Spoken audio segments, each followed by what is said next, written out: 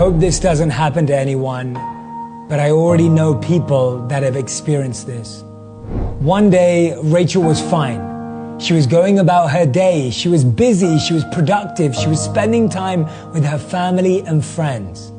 But then all of a sudden, she developed a cough and started to get a high fever, and she had no idea what it was. When she went to get checked at the hospital, they realized that it was COVID-19. She wasn't allowed to leave the hospital. She couldn't go back to her husband and her family and her friends. She had to stay there. But she was young and healthy, or so they thought. So they thought she would be fine if she just stayed there and recovered. By the time you see this video, there will be over 1 million cases of COVID-19 in the United States alone, with over 56,000 deaths and over 137,000 recoveries. There are over 3 million cases in the world, and over 211,000 deaths, and over 919,000 that have recovered. But Rachel's story was not one of recovery.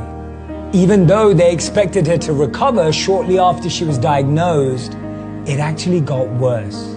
Her husband would regularly visit, but without being able to be face-to-face with her, he would drop off meals, flowers, messages, and her favorite items from home. She had beaten diseases before, so the doctors believed that she'd be able to fight this one off as well. She'd FaceTime her husband every day until she couldn't. COVID-19 gave her a cardiac arrest, and so she sadly passed away. Her husband wasn't by her side. There were so many things that he wanted to say to her, so many memories he wanted to relive with her, so many new memories he wanted to make with her, so many plans and dreams they had together. They had their whole life ahead of them, or so they thought. He was heartbroken, completely distraught. No one could come to see him, and he didn't really want to pick up the call to anyone. It was the toughest time in his life, and he was going through it alone.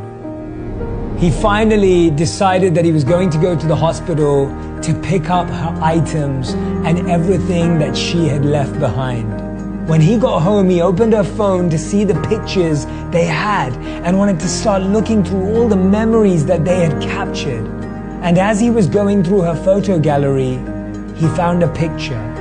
This picture was of a note, and on that note, she had written to him, this is what it said.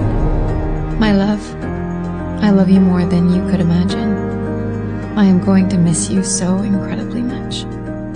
You have been my best partner, my best friend, and my greatest adventure. From the moment we met, I knew you were the person I wanted to spend my life with. You're the most kind-hearted, generous, and caring soul I've ever known, and I'm so grateful to call you my husband. I want you to continue being the man I fell in love with. Continue living, my darling. I know this all feels scary, but I promise it's going to be okay. All my love, Rachel.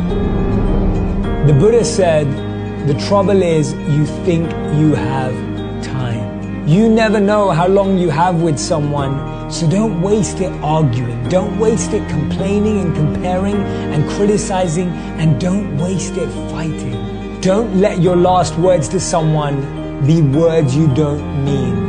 Don't let your last interaction be full of pain. Don't let your last shared emotion be anger, because you don't know when your last time will be your last ever.